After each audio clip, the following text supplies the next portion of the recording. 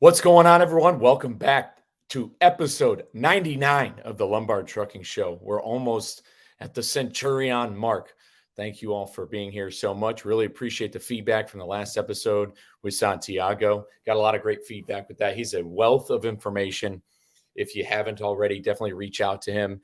If you work for an asset-based brokerage, carrier, whoever, anybody who's interested in learning about all of that DOT safety and compliance is really important on both sides of the trucking industry, from the carrier aspect, the shipper. It's good for people to just know that type of information because, I consider it not just valuable, but almost invaluable. It's stuff that anybody can really benefit from, because it's also stuff from, if you're not on the carrier side, you can benefit from that type of information for knowing and planning for things like, okay, this is why this shipment was late. This is why this driver was late, and so on and so forth.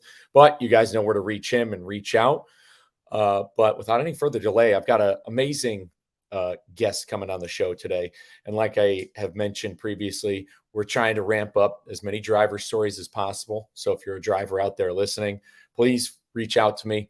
I think the most impactful thing we can do, especially for what I'm trying to do with the show and for what we're doing at CDL Drivers Unlimited, is to get drivers' stories out there, because their stories are absolutely necessary for people to listen to hear the real truth, not from the ATA, not from even OIDA, not from, organizations and from media. And I'll just have this little quick sidebar. For example, we all heard the recent news about Convoy. They're going by the wayside. I knew about this demise coming probably back in March. We were talking about it at Matt's. And FreightWaves covers it. And then Fortune Magazine posts an article about it. And their headline has to include Jeff Bezos and Bill Gates, because they don't know anything about logistics. They just picked people who backed them. And they talk about it. They describe Convoy as the Uber of trucking, when Uber has Uber Freight. So you can see the media is very illiterate in logistics. Everybody basically outside of FreightWaves and stuff is illiterate to it. So they don't know how to word it. Fortune did give a shout out to FreightWaves at the bottom of the article, but that's the point of getting these stories out there from drivers, is because when it comes, there's a certain language out there in logistics. There's a whole language behind it. There's rhetoric, some call it speaking driver, that people don't necessarily understand. So getting the real stories is very important. So without any further delay, I want to welcome Dani to the show. She is a flatbedder from Florida, avid learner, hard worker, and we cross paths on TikTok like I do with many drivers. So Dani, welcome to the show. How you doing? I'm doing well. Thanks for having me. How you doing? I can't complain. It's a bright and sunny day here in Central Texas. And if I'm not mistaken, you're up in the Panhandle currently. I am not too far from Amarillo at the point, maybe 100 miles. Amarillo is a good spot. There's always you can always find a place to park. Have you ever tried the 72-ounce steak challenge? I have not. I am not that brave. Yeah, I tried it once in 2016. I only ate 42 ounces. I went at it with an empty stomach, and it was a bad call, and I've been seeking payback ever since. But I'm sure I'll get back there eventually. But yeah, it's a great stop off the old Route 66. One of my favorite route of driving was always, I-40 from OKC to Barstow. That part of Route 66 was always a good place to be. So I'm definitely a little jealous. But let's get right into it, man. So what's your story? Where are you from? How'd you get behind the wheel? Okay. So, well, as you know, I'm from Florida. My uncle, I talk about him a lot. He's not technically my uncle. He's my uncle's best friend. My actual uncle, I come from a very Italian Roman Catholic family. The fact that I'm not barefoot and pregnant is absolutely insane. And then I decided to do this. So they're kind of like, who are you? What happened? But my uncle's best friend, he was a truck driver for like 20, 30 years. I don't know. He drove for a long time. Taught me pretty much everything that I know. He's the reason that I got into this. He'd been trying to get me to get my license since the day I turned 18. I told him, no, I can't do that. I'm a girl. Like, I'm supposed to get married and have kids and whatever. That didn't exactly pan out. COVID happened, and I'm like, all right, screw it. I always liked being around the trucks and hearing his stories and everything. So I went ahead and just went all in, and it was the best decision I've ever made. Oh, that's awesome. I could definitely relate to Roman Catholic and Italian family upbringing. And yeah, them always, yeah, there's a certain path that, that your family wants for you that they see that just isn't really, a reality anymore. Or they always think that you can do better. Oh, you can do better. You were born for more. Well, show me what better is. And then we can talk about it because I'm not sure what better is. So when you made the decision to get your CDL, so how, if you don't mind me asking, so how old are you now? I'm 29. I'll be 30 in about 6 months. Awesome. Welcome. It gets better here. Trust me. Don't worry. Once you cross that threshold into the 30s, you can kind of stay like, I don't know. I still feel like a kid sometimes, but you can, when you talk to people, you feel like you can challenge them because you're like, I'm in my 30s now. But so what was the route you took to decide to get your CDL? Like, how did you, like, did you go to school through a carrier? Did you pay for it yourself? What was your route into the industry? So I had the whole start when I lost both my jobs within 3 days of each other. I was a bartender and server at two different places. So I was used to working long hours, 20-hour days, not a big deal for me. Um, I ended up finding a school because I knew I didn't want to go through a mega carrier. I heard horror stories. I know a lot of them block you into a 1 to 2 year contract. If you break that contract, you owe them the money. So I found the WIOA grant and I applied for that. And I actually ended up getting it, but not using it because the school that I went to gave me a full ride scholarship because I had also applied for that. So I ended up having everything paid for. It was an 8-week school. My main teacher drove 56 years. I mean, he knew what he was doing. He could back up at 100 miles an hour. That man was insane. So I went to a small private school, uh, and I looked for a company. This was the regulation on training. You are on the time or whatever the situations are now.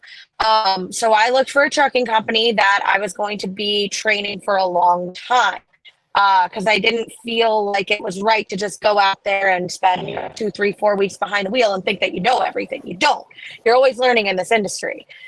So that being said, the company I was, I was decision I had 3 trainers there over so 5 months. The very least I had her, she amazing. I still talk to her to this day and her husband as well. She taught me really the ins and outs of this job. She taught me, using that list to your benefit with avoiding tolls if that's something that you have to pay as an owner operator. Different little nuances that you don't get with a lot of trainers these days. The first show I could take a they were just nothing to speak of. She was amazing. I felt like I actually had a pretty good handle of things got out there because of her.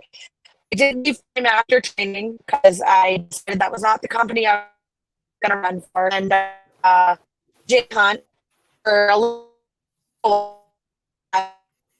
I hate to stop you here. Your voice is coming in a little bit choppy. Curious if anything happened with the service on my or your end. Are you still able to hear me? I can still hear you pretty well. Is that any better? Yes, absolutely. Okay. All right. So actually, let's back see up if this works. Yeah, no, that's right. I want to back up real quick. So when you went to school, you were offered, you got this WIO grant. That's what it was called? WIOA. It's a government grant. Okay. And now you got that. Was that something you applied for? Yes. And that is something, it's going to take time because they ask for a lot of different things and they don't ask for it all at once. It took me about 2 or 3 months before that grant actually came through. So it's not something like you're not going to get into trucking school tomorrow if you apply for it. But it stands for Workforce Initiative Operation Act or something like that. I'm probably wrong about the wording, but it is a grant. It's still offered, and it's just for really vocational school. If you want to go become a welder, a trucker, certain things fall under that category that the government will literally pay for your schooling. And was this through the state of Florida, or was this like a federal thing? It's federal. Okay, no, that's good. That's good to know. Because I'm learning about that because it has to do that information like that has to do with a lot of what we talk about in the show, and we'll get into that in a minute. So you didn't need the grant. The school you went to ended up giving you a scholarship. Your instructor was really good there, so it was a private school. So how many people were in your CDL school when you were there? My class had 13 students. And was everyone and kind of where was anybody else there being sent through a mega carrier? No, it was all privatized. Most of the students there ended up getting a scholarship. Some of them paid for it themselves.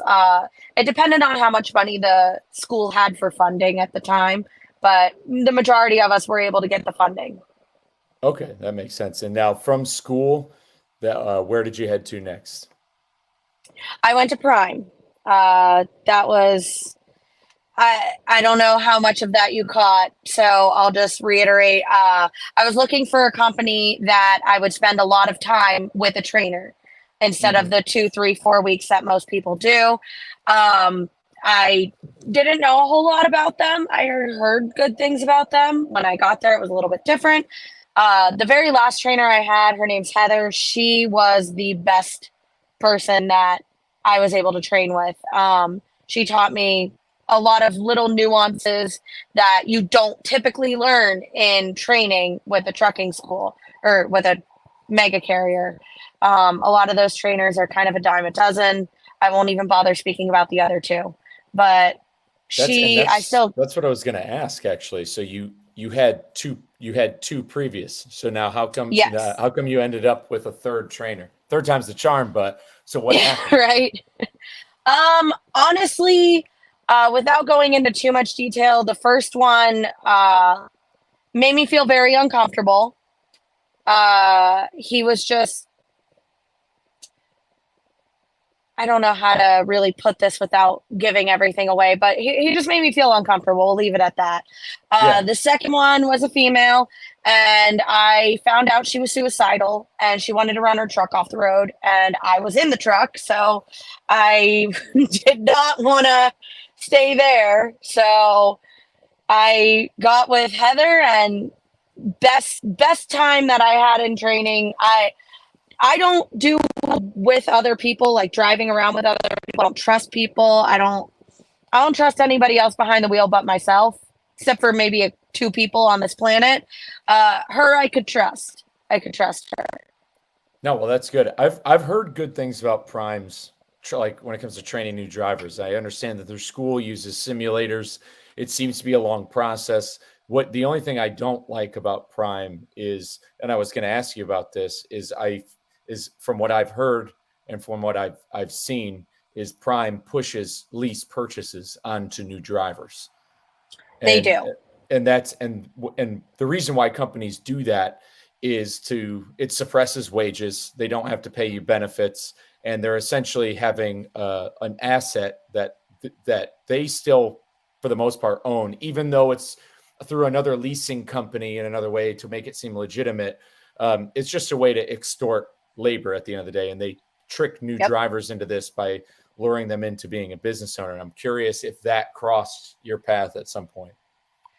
So I was never going to do that. I did know better because my uncle, thankfully, and Heather, she did tell me, when you're a new driver, you have no business owning your own truck.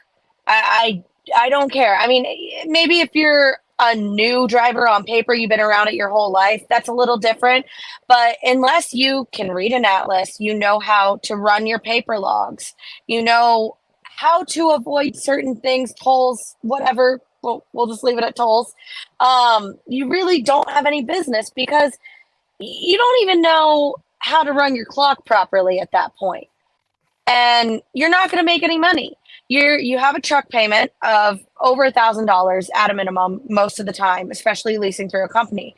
And especially Prime, they push it on these drivers with the incentive of, well, if you're a lease operator or owner operator, you can go 65 miles an hour instead of 62. So that's another way that they get people. Another thing that a lot of new drivers don't know is, especially with Prime, they have what's called a balloon payment at the end of your lease. So you will spend 130, 150, $200,000, whatever, getting whatever you want on this truck. They'll deck it out however you want. You can do anything. They have a balloon payment at the end, and it's upwards of 30, 40, whatever, $1,000 on top of what you already paid. So before you own this truck, even though you've been making the payments on it and basically buying the truck for Prime, if you want to own it at the end of the day and you don't put that in your contract that you have $100 balloon payment instead of $10,000, all of a sudden you owe them way more money than you thought you were ever going to owe them. Yeah, you're overpaying for a truck. It's basically, Yep. it's extortion at its most. But that's good you were able to get locked in with a good trainer at Prime. How long were you with them? I was with Heather for honestly the least amount of time. I was with her about a month. Um, I tried really hard. Like I stuck it out. Like I love this job, but training was hard for me. I'm not gonna lie. That almost broke me. That almost got me to turn around and say this isn't gonna be for me. But once I got on my own, I was good. And I could call Heather, I could call her husband. He's been driving 27 years. She's been driving, I think, 12 or 13 now. So, I mean, I can call them anytime, still to this day. Awesome. And with Prime, were you mainly doing reefer or dry van at this point? Reefer. They do reefer flatbed tanker. Yeah, that's right. And so once you got done with your trainer, how long did you stick it out with Prime? I didn't. I left. Oh, so right after training, Yeah. you see, I pieced out. man, Yeah, see I that says something right there. That's you have no idea how valuable that content is. So you go to Prime for training. So what was it? 3 months total?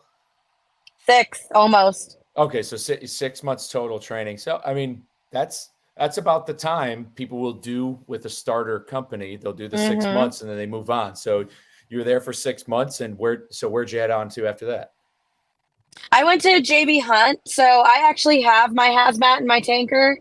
I went over there and I was pulling hazmat for them because I thought, that would pay a little bit more than most. I didn't have a whole lot of experience, so I couldn't really call too many shots. I was getting paid 45 cents a mile at that time. And that was, coming out of training, making hardly any money. That was pretty good for me. I ended up not staying with them for very long because I just wasn't getting the miles. They weren't giving me the runs. And I was telling them for months, I need more miles. I need more miles. I'm not making any money. I was maybe pulling $700 and $900 a week after taxes.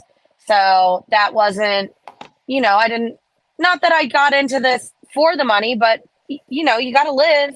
I mean, I don't have anybody else Mhm. supporting me, so you got to figure that out. I And left them huh?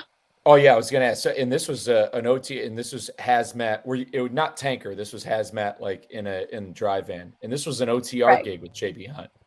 Yes, it was. I was pulling for their PP line.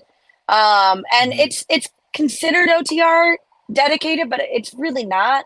I pretty much stayed in the Georgia to Pennsylvania, Ohio kind of triangle there.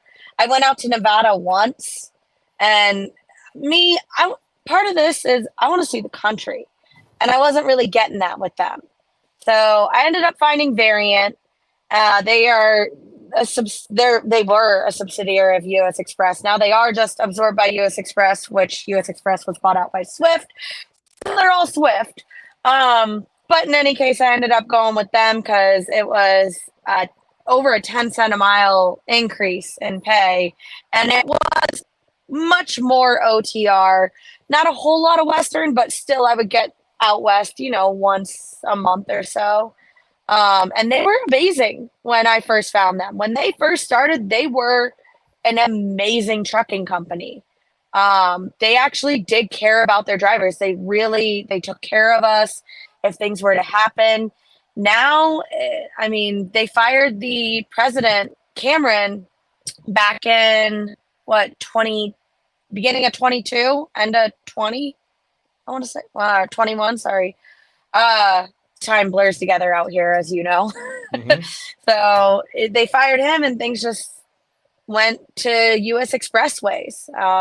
We stopped calling in and getting anybody in ops. It was now you had a pod, and now they've gone to fleet managers, and now it's just your normal. In 23 hours, they're not going to pay you layover. Back in the day with Variant, when they first started, if you were sitting, 15, 16 hours, they'd take care of justify giving you layover pay. Now, you better hit that 24 hours on the dot, from what I've been told. Friends I still Yeah. have over there. You see, that may actually make sense. I had this conversation with somebody about Schneider, and apparently when, I guess the Schneider family had passed it on, that's when things started to make a change for them. And yeah, I've spoken to drivers from US Express and Variant, and I never heard anything bad, basically until recently is when things kind of, yeah, when something grows or there's a big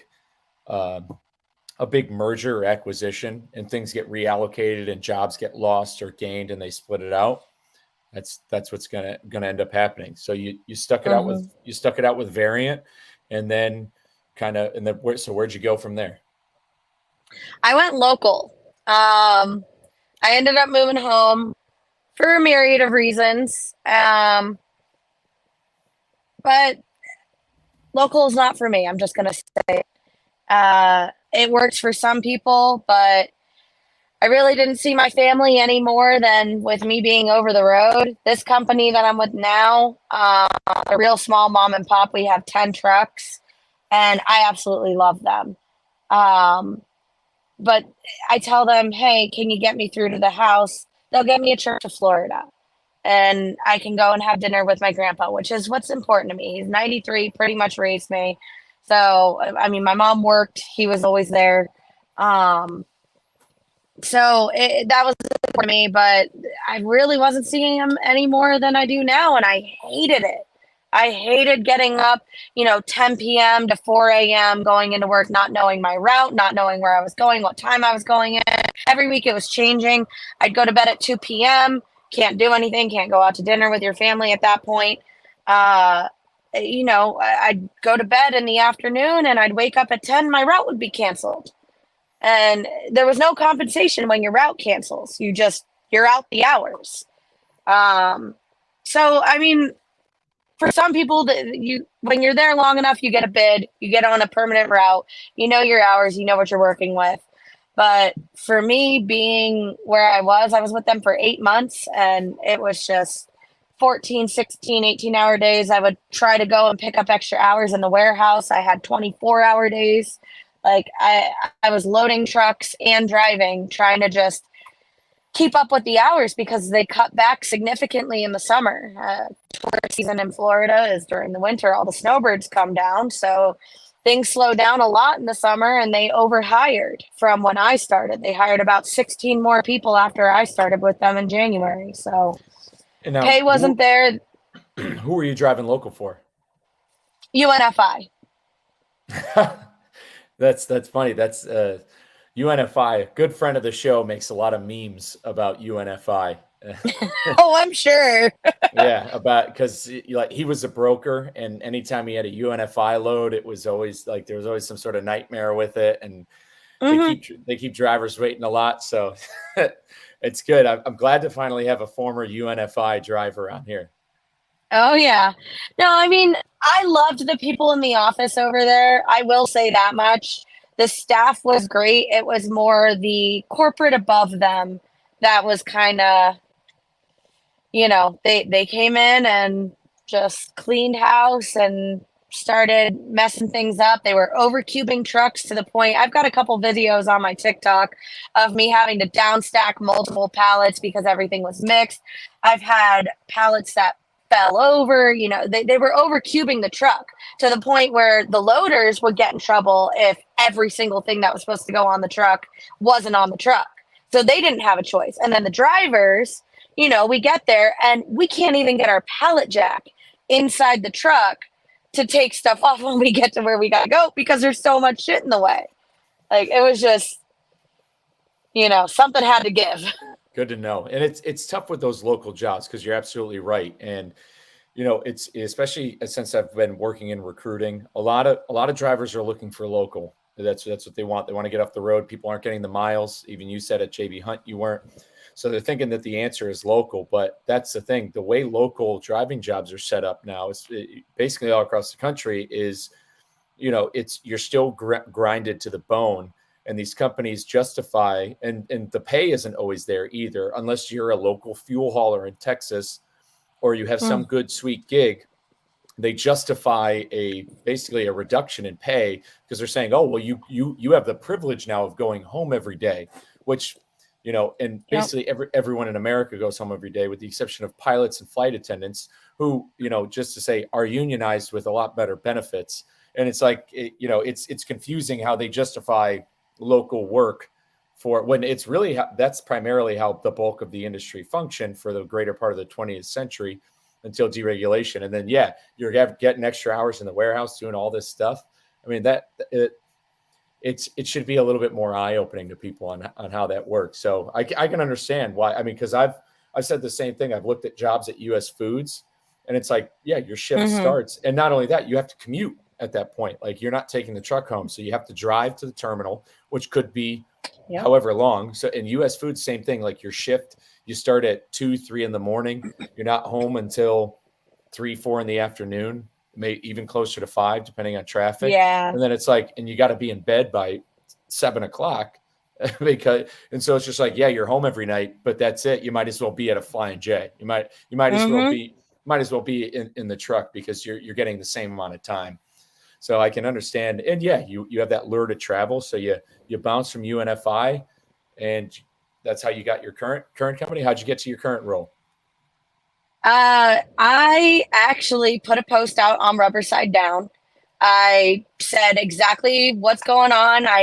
Auto restrict. I've got this much experience. This is what I'm looking for. And I expected to get laughed out of that chat, that post, because, people ask for things. They're like, oh, well, you want $1 million while you're at it? Like, no, I know what I'm looking for. That's I was pretty realistic. Groups, yeah. Oh, yeah. I felt like I was pretty realistic, and I hope that it translated, and it clearly did, because I ended up getting so many good comments that I actually had to turn the comments off because I was tired of sifting through trucking companies. I wanted something small. I wanted something that was over the road. I wanted something that was going to not force me to be in a truck with a trainer for 2 or 3 weeks to do flatbed, because I didn't have flatbed experience.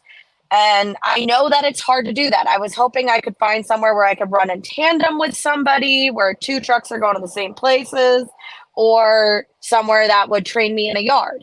And I found this small 10 truck company, and they're amazing. I have the only thing bad I have to say about them is my yard is based out of California. So I'm always in California like a boomerang. It's the only bad thing. Yeah, it sucks for a day or two, but I'm getting 3,500 miles a week, anywhere from 3,000 to 4,000 miles a week. So we'll say 3,500. I am making anywhere from 70 cents to $1 a mile. I get paid tarping. I mean, it's a great company. They flew me out there. They paid for the Uber to get me to the airport and back, paid for my hotel, and they trained me in their yard, going back and forth from Haas, pulling CNC machines for 3 days. So I did strapping, chaining, tarping. And I mean, it was quick. It was a crash course, and not everybody can do this. I don't recommend this for many people, because some people, like, really, you need a little bit more time. And I'm not going to lie, my first few loads, they were a little tough because, you're doing different shit. And I've pulled forklifts that were just dilapidated and falling apart. And I'm like, there's a light hanging down that's going to fly off and hit somebody. So I got to like cut shit down and, put parts in my side box. So, it's a lot of figuring it out. And I've had days where I've been working on loads for 9 or 10 hours. But I'm the person that I don't care how long something takes me. I believe that if you're going to do a job, do it right and do it well. So I am one of those rare cases, not to like toot my own horn or whatever, but I am one of those weirdos that I will take the time to be meticulous about things. 3 days on a yard for most people out here is not long enough, period. I'm sorry. It's just not. But I'm very happy with where I'm at. I've learned a lot in a short amount of time, and I will never stop learning. The day you stop is the day you need to hang up your keys. Oh yeah, you're absolutely right. No, yeah, flatbed is definitely it's a different beast. I had Joe Seppi on the show recently, and his tarp jobs are always they've been on What the Truck on Freight Waves. Like he posts really good videos about it, and he even very much said right on my show, like I'm still catching new things. I'm still learning, new things on it, and it's you find a new place to chain. You find a different way to hook. You find a different place to put the strap. You get the straps rolled up quicker.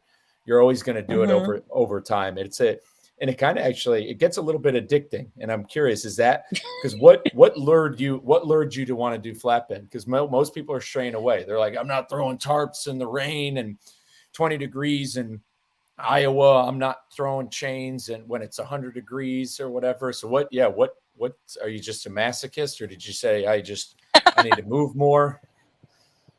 So, when I was over the road at first, I was extremely bored because I was pulling dry van or reefer. So it's a lot of sitting around on your ass doing nothing.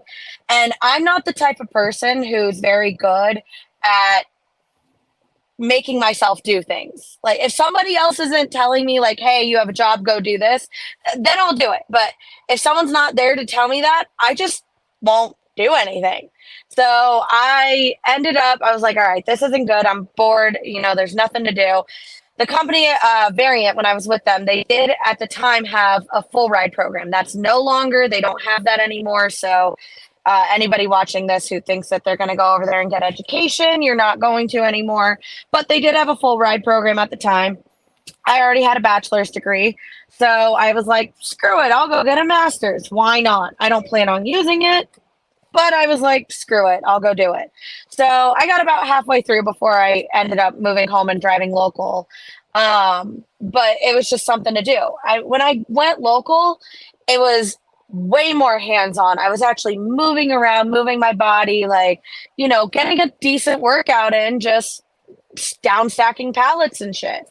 And I knew I didn't want to go back to doing reefer dry van over the road because I knew it was going to be boring. I knew it was going to be, even if it was touch freight, it wasn't going to be enough. So I was like, let me try flatbed. I think that's pretty badass for a female to do. And I just want to do the most badass thing out here. I'm not going to lie. Eventually, I want to try cattle hauling when I'm sick and tired of doing oversized shit when I get into that. But in any case, I just want to do the most badass thing you can do because I think that's cool. And it gives me a good workout. I actually got to the point, I joined Planet Fitness and I started going to the gym every day, every other day, because I'm almost 30. I need to become a lot more healthy than I am.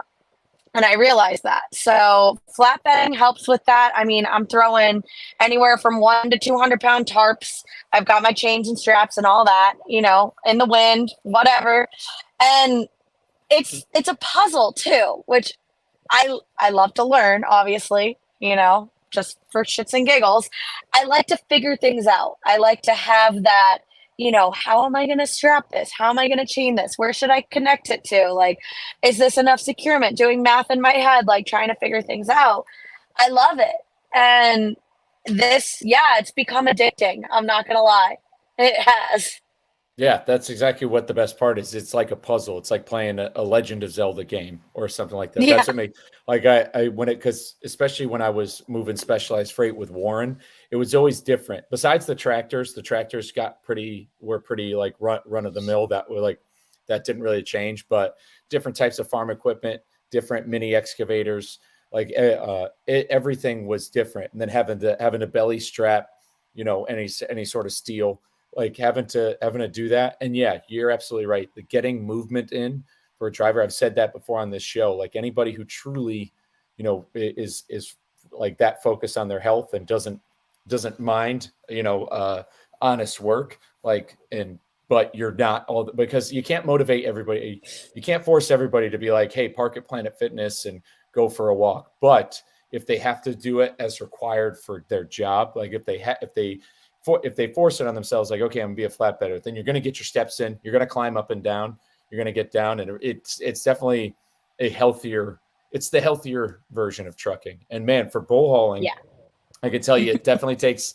I had a young girl on a few episodes ago, and she's a listener as well. Her name's Laura. I'm gonna have to link you guys. She's 24 years old, and she's hauling cattle. She's from upstate New York, That's and awesome. she loves nothing more. It's like, Oh, and that's yeah, so cool. and it's a tough as nails gig, like bull hauling. It is, and it's kind of when I got my CDL, I wanted to start, and I said this like way back in the early episodes. I was gonna start with Maverick because similar to why I joined the Marines. Like I joined the Marines because it's the hardest, it's the best, and like when I went into trucking, I was like, well, I want to do flatbed because it's the hardest, it's the coolest. I think it's the most to brag about next to bull hauling, which I think is superior. So I was like, I want to do flatbed. I didn't start off doing flatbed because the companies all required hair tests, and I still had marijuana Mm-hmm.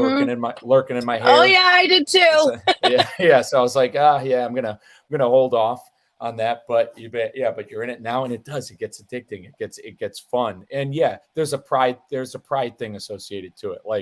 When there's nothing, it's almost really satisfying when you deliver, like when you see it get taken off, like, man, I earned this, or like I did something. Yeah. Oh yeah, I had a delivery a few days ago, and I showed up. They leave at 3:30. I was told 3, and they stopped taking people at 2:30. I showed up at 2:50.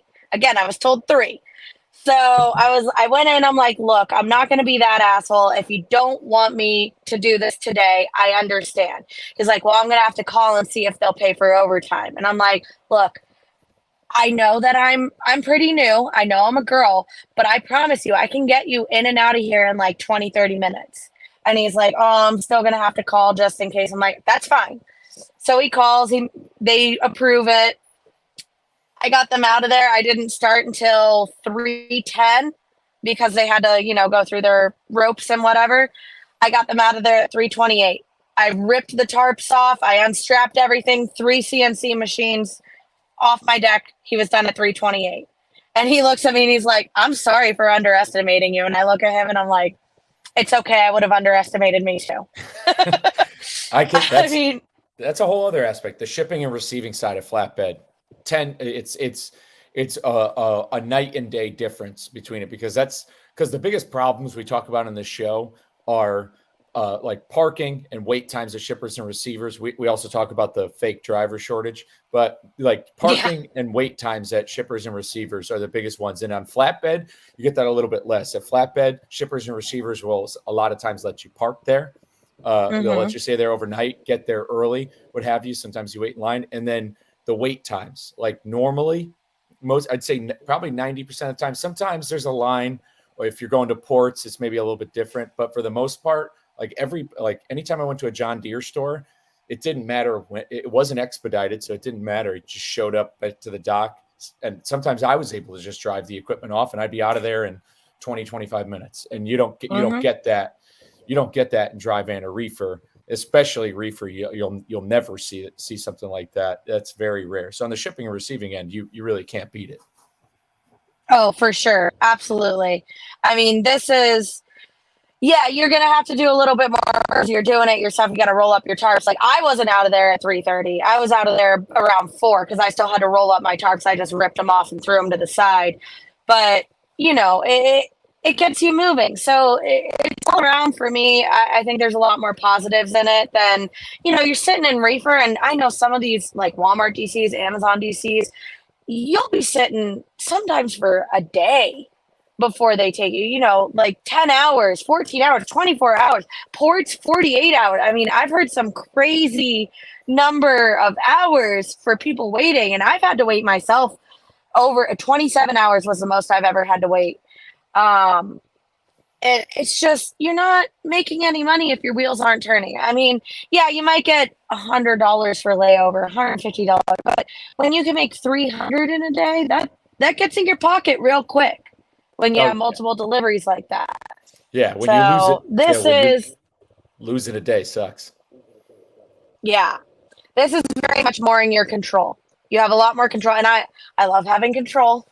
So I can kind of set my appointments. I tell them when I'm going to be there. It makes things much easier to do Yeah, this.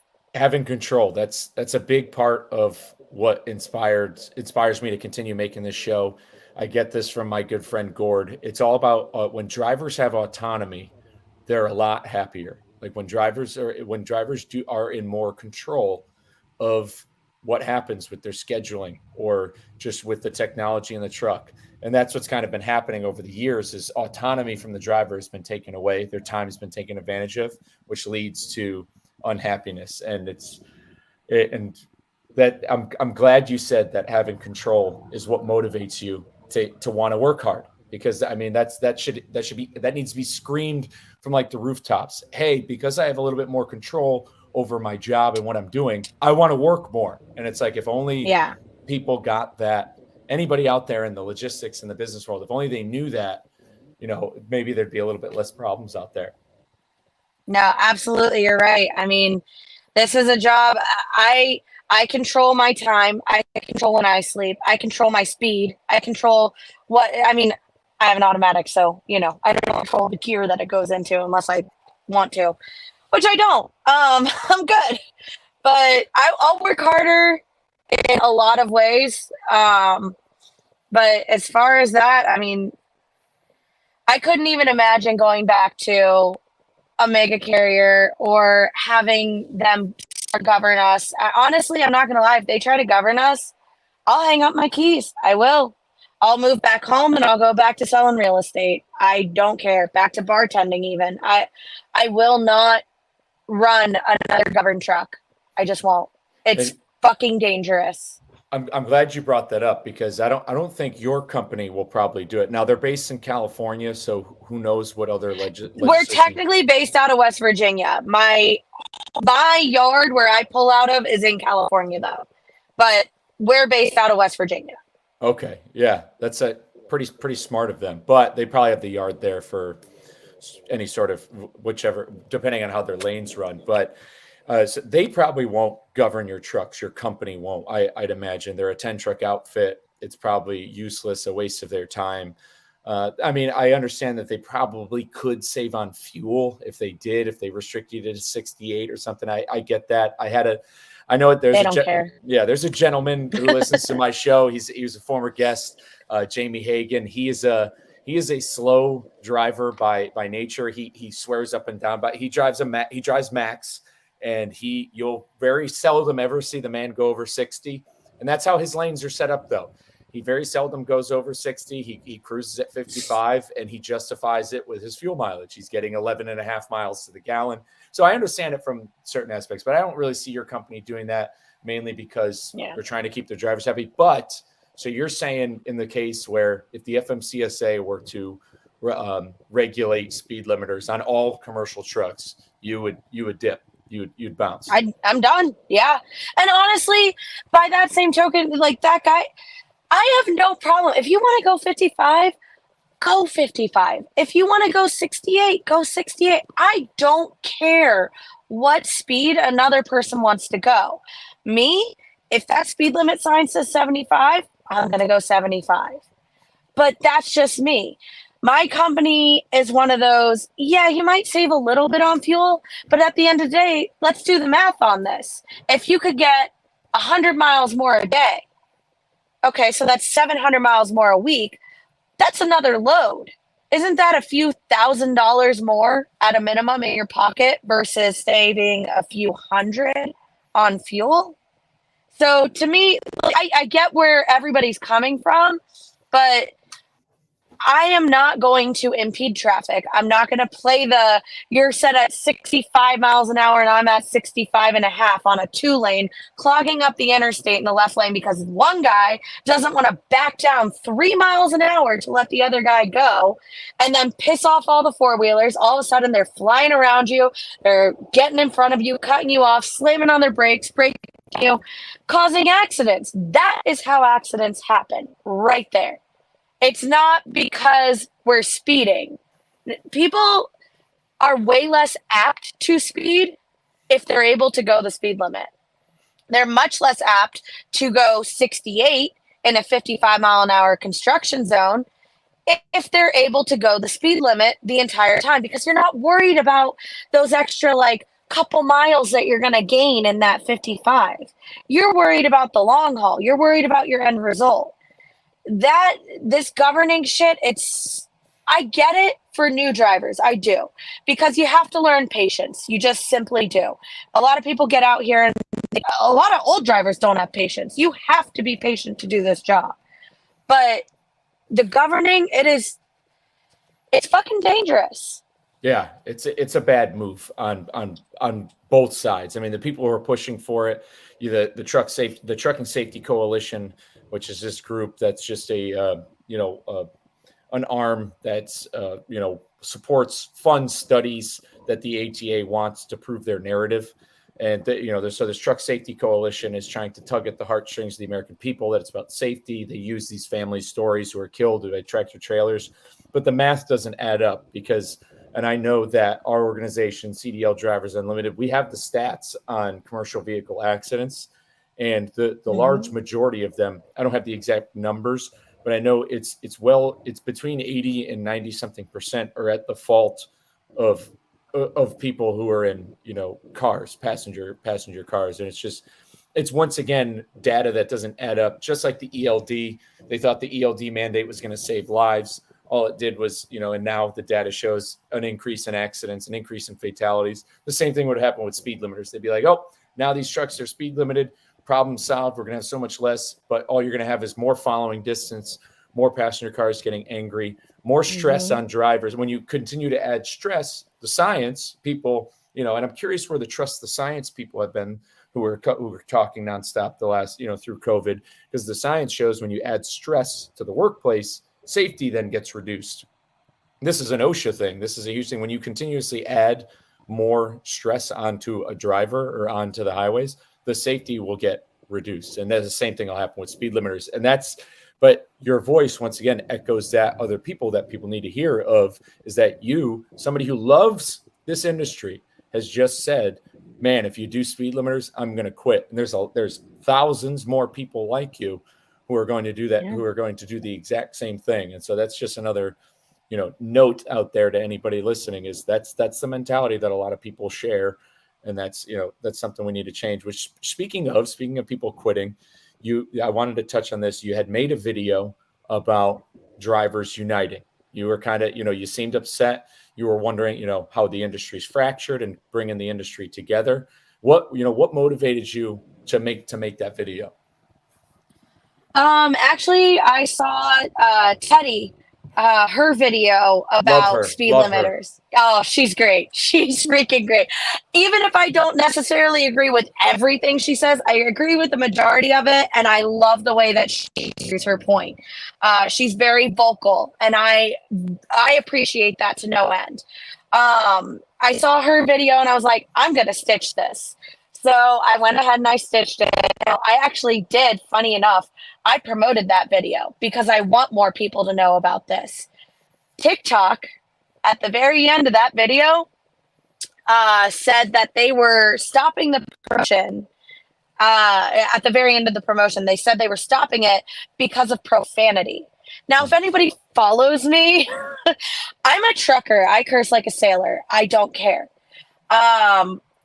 They called it for profanity. Now, I've promoted countless videos that have profanity in it.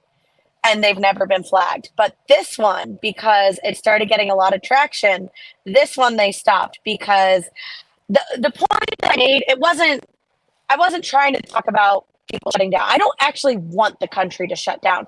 I just want people to pull their heads out of their asses and get together, and truckers to stop fighting each other, because we're down here at the bottom. The top 1%, they want us to fight. It's a lot easier if we're distracted fighting each other than if we're worried about what's going on above us. So, the whole OTR versus local, automatic versus manual, like step deck versus reefer, whatever. It just, people got to stop.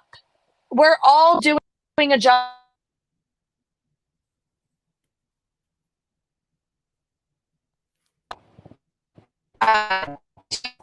We just got to stop fighting each other. That was the message I was trying to make. These speed limiters, they're fucking dangerous. And some people have come out and said, I'm all for the speed limiters. That's fine. If you want to be limited in your speed, you can feel free to go that speed. But why do I have to? Because that's what you want. Yeah, it has to do with the personal choice. Just because somebody supports them doesn't mean that now all 3 to 4 million trucks on the road all of a sudden need to have them. But you're absolutely right when it comes to the unity between, there's all this, I've been doing this for 30 years, you ain't shit. I've been flatbedding for this, you ain't shit. You're a local driver, you're not real. And then in the next breath, they're making the same video. We need to come together against these brokers. We need to come together against XYZ. We need to come together. But then just 5 minutes later, they're on the next Facebook group saying, kind of like what you said earlier about guys who want to jump down your throat when you're asking for certain things. They'll be like, oh, you need to pay your dues and do your time. And it's like, that's exactly what it is. They want, the powers that be, large retail carriers, the large parts of the quote unquote industry need drivers to be fractured, because the truth of the matter is drivers weren't fractured pre-1980. Pre-1980, drivers were mainly represented by the Teamster Union, and the Teamster Union was tough, and they used sometimes illegal measures to make sure that drivers were taken care of. And look, and anybody who says that that's a bad thing, I say, look at the U.S. government. They do plenty of illegal things to get their way. Yeah. And when the only thing that Teamsters did, and the only thing guys like Hoffa ever did, was do everything they could to make sure that these guys had jobs that paid decently and, weren't taken advantage of, and didn't let in bad players and foreign agents into our supply chain. I'd say that's more patriotic than anything. But yeah, drivers at the end of the day. But that's the thing. Through gaslighting over the years since 1980, of doing this, of letting in so many different people enter the market from all different kinds, it's fractured it now to where the people at the very top are the winners, and then they're bottom feeders, which there's a word my friend Gord uses, which is called lumpenproles, which is a word that Karl Marx uses to describe people who will work for anything. And the lumpenproletariat, you have these people at the bottom, Eastern European crime syndicates, the double brokers. These people are all winning at the bottom, and they're winning because they take advantage of the system, because they have no skin in the game. And then the people at the top are the ones who are calling the shots. Meanwhile, the people in the middle are all fighting with each other over nothing that matters. And it's so true. They're arguing so much, just like you said, they're arguing all the while. The speed limiters are already, they're trying to roll that out. They're doing everything they can to roll it out as quick as they possibly can too. And it's just, imagine, if you imagine, like, I think you gave the numbers out there. There's a certain, you only need an X number of trucks to actually shut down to cause a substantial dent in what would happen to the country. And that's the thing, just that small amount. About 10%. Yeah, just 10%. If just 10% of trucks shut down, it would send a message, and then it would pull the reins back to be like, whoa, maybe we need to stop messing around with this regulation. Yep. Not only that, but once those speed limiters, if they do get passed, I guarantee the accident rate is going to go up in fault of semis. So you can look on the FMCSA website. I'm sure you have about 1% of fatal crashes were at the fault of a semi-truck driver. Okay. About Yep. 1%. Mhm. Yet we're the ones who need safety features, who need to be regulated. Why? I'm going to tell you right now, once they start regulating us, like you said, it's going to put more stress on the driver. It's going to make us do things that we probably shouldn't be doing, like PCing further than we should, driving longer than we should. You know, it's going to cause a lot of problems, not just on the highway with the four-wheelers, but I guarantee the accident rate is going to go up, which in turn will only serve to pave the way for them pushing automated trucks. All of a sudden, we're not going to have jobs anymore. That's Yeah. what's happening. It's the slowly, that's because that's always been the end goal. And, Will Cook from America Without Drivers talks about this. The idea of autonomous vehicles and trucks specifically really started and got ramped up towards the beginning of the Iraq War.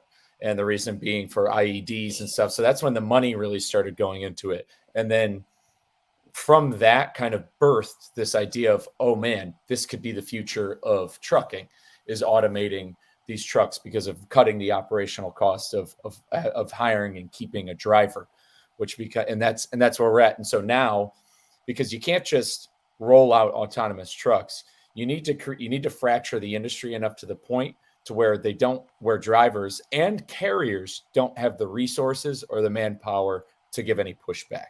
So I absolutely agree with you. Like, the speed limiters are just another notch on the belt, another basically a line on the game of life, or a check mark. Yeah. It's putting another hotel on your monopoly board for basically the large people in the industry to take full ownership. So that way, because the only people who are going to be able to own these autonomous trucks are the major players.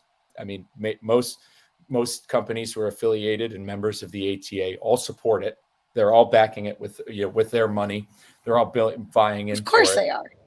And that's why they support this legislation as well. Once you get the driver out of the seat, that's one less salary you have to pay every year. Mm-hmm. I mean, you're going to get someone, because they're going to have someone sitting in the truck, just in case anything happens. And by that same hand, let's say the truck does fail. Now all of a sudden you got a driver who's driven maybe a week total in their entire life. And now all of a sudden they got to drive this truck that they've been sleeping in the front seat the whole time. Like, and they're getting paid probably a minimum wage hourly rate. Like, it's a lot. It's crazy. It is very, doesn't very make sense. Yeah. It's just unrealistic. When you break it down, it's just, yeah. Yep. And that's one more industry of jobs that people won't be able to work anymore. We're already losing jobs left and right in this world that we live in with the advances of technology. It's been happening for a long time. But, this is now my industry that they're coming after. Mm-hmm. So. And it's not just the drivers who will be affected. Like I spoke with, I encourage everybody to go back to listen to James Year and I talking. I mean, this is going to take away, this is the, automation and the advancement of AI will remove brokers.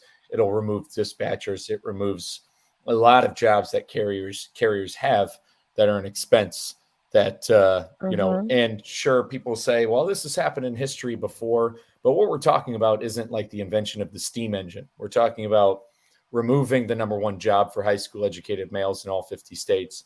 We're talking about removing very good mid-level management jobs from brokerages and motor carriers, and even small brokerage companies. They're going to suffer at the defeat of it, because who's going to want to work with you, the boutique freight brokerage, when they can have a computer do it for next to nothing. And that's where it's headed. But I definitely encourage you, if you're, for anybody who wants to fight against this and unify, that's what we're doing at CDL Drivers Unlimited.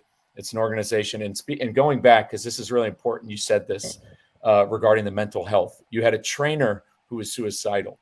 And to anybody who's listening to this, whether it be live or on recording, that trainer is not the only person on the road who is suicidal. Mm-hmm. And through CDL Drivers Unlimited, we do have a driver's crisis center with resources, access to myself, access to Stephen Myers, access to every resource you need for mental health and suicide prevention. That's stuff we've done without any funding from the federal government, without any funding. That's something that we built as an organization. And that's a research. Nobody's doing it. ATA doesn't do it. OIDA doesn't do it. None of these organizations do any, like, that's another thing. Besides the pay, the parking, on down the line of driver issues, nobody talks about the mental health. And this country has a mental health issue as a whole. But think about it now from the driver perspective, where the amount of time that they're alone, the amount of time they're away, dealing with all these stresses. Look what happened to somebody, and I hate to say this about somebody I don't know, but this person is a trainer. If I am a U.S. congressman and I'm hearing this episode right now, and I hear that a trainer for a commercial a commercial vehicle motor carrier is a suicidal person and is training people how to drive 80,000-pound vehicles, I'm stopping the press. Like that should be national news. That should be. Imagine if that. Okay. Yeah. Imagine if that was a pilot. Like, imagine if we had pilots that were doing this. Like, if suicidal pilots were training new first officers, and like, if we had pilots that were suicidal, mental, and pilots do have to get, they have similar medical and physical requirements. If you have a kidney stone, you can't be a pilot. You'll lose your rights to fly. So it's just. And now think about this, all the trucks on the road, and the idea that you had a trainer that's suicidal. It's crazy. So there are resources at CDL Drivers Unlimited. We're fighting for it. Encourage you and all your followers to join in on that. But you're right. The industry does need to unify. Now we've been ripping for a while. Let's kind of look forward thinking. So what's the future holding for you? You think you said you think you want to get into bull hauling. What's your next 5 years look like? My next 5 years, I can pretty much predict that I'm probably going to stay in this. I want to get some real experience. I don't want to just do this for a little while and then go into something else. I really love the company that I'm at. And if they stay consistent, which I think they will, being as small as they are, I don't see a reason that I won't still be with them 5 years down the line. They do oversized stuff. So that's what I want to get into. I want to get into oversized and heavy haul. I want to drive like houses down the street. I think that's fucking cool. Police escorts. I want that. I want people to look at me and be like, oh, there's someone clogging up traffic. Yeah, I am. I want to be fun. That person.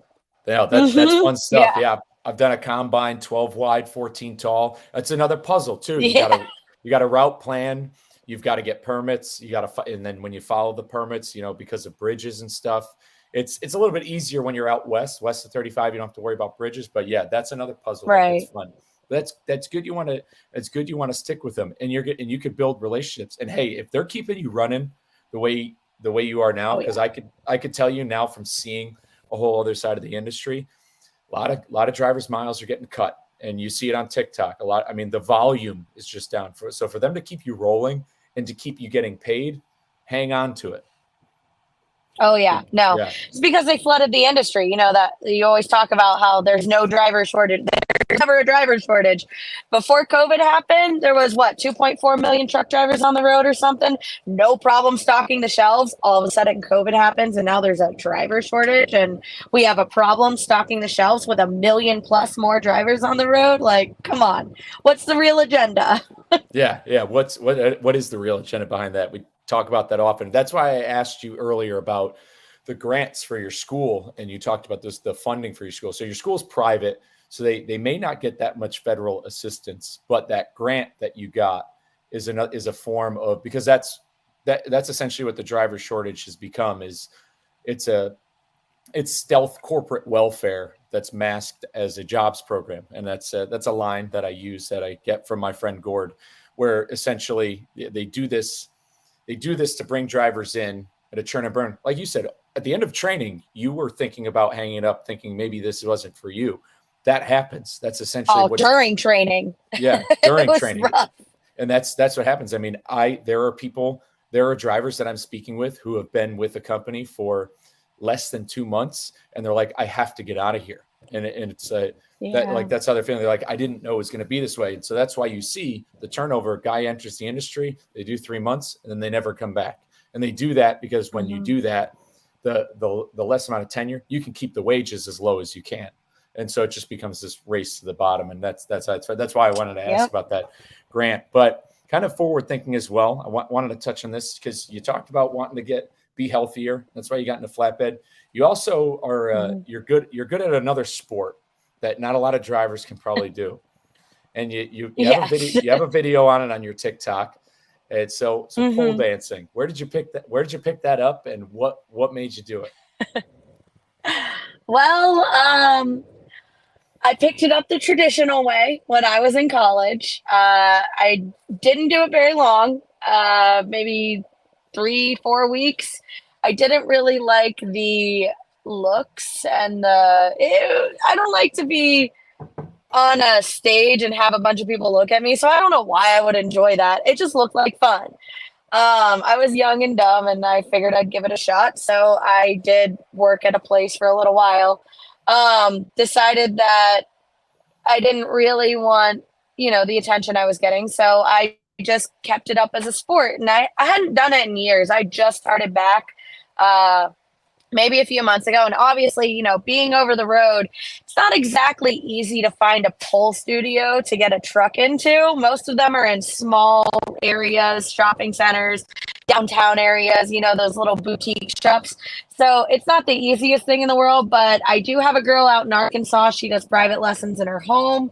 And then I have a pole at my house and the studio at home. So far, I haven't found a whole lot else, so I've just been hitting Planet Fitness because you can almost always get a truck into those parking lots. But yeah, I do love pole dancing. I have tried to figure out a way to mount up to my catwalk. The only thing with that is it would also get that attention that I don't really want. So it's really more of an exercise for me. I enjoy it. It's fun. I don't want people staring at me while I do it. Well, hey, that's more power to you, because I bet you there's probably people out there who think, oh, I want to give this a try, because it is probably good for core strength building. But it Oh must yeah, develop the core. Yeah, it takes a lot of core strength. It's some gymnast upper level body and stuff. core.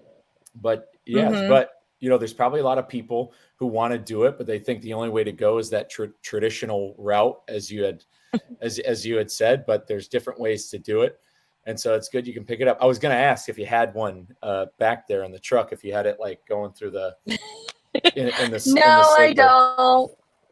I I didn't thought know. about it, but honestly, there's just not enough room to spin around. Ah, okay. Yeah, no, it's not. It's a 8x8 box. Yeah, there's not a whole lot of room for it to get down and dirty in the back of that truck. I feel you. But no, that's awesome. I love that you go into Planet Fitness. It's good. More drivers need to know that Planet Fitness is one of the most parking friendly places for drivers. There's showers there. Yeah, A lot are and they have 24 hours. showers. Yeah. Exactly. Mm-hmm. And for $24 a month, you really can't beat it. It's a solid deal. And that's another thing, picking up flatbed. You have your story matches exactly how anybody who's entering the industry wants it to be. You got to grit it out, do your time with these scumbags. And it shouldn't be this way, but this is how it is. If you want to stick with it, you got to grit it out with these, kind of bullies up front. But once you get past that year mark, once you get past that 1 to 2 year mark, you found the company that is where guys will drive for sometimes for the rest of their career. That's small, and you're not gonna. They don't have like a lot of them. They don't, like, your company probably doesn't have a website. They don't market. Like you're not gonna find. They do, but we don't market. Yeah, like they don't market. You don't find them. The companies almost have it's hard for you to go out and find them. It just has to happen. That's how I got my second company job. I met a kid at a Walmart DC. I would have never known this company. They're small, 20, 25 trucks, R&R Solutions out of Northwest Arkansas. You'd never know who they were. And that's the route to go. But before, I want to just give a shout out to our boy, Justin Martin. He's saying, what's up? He let me know that you guys have crossed paths as well. He's a big fan of yours. Yes.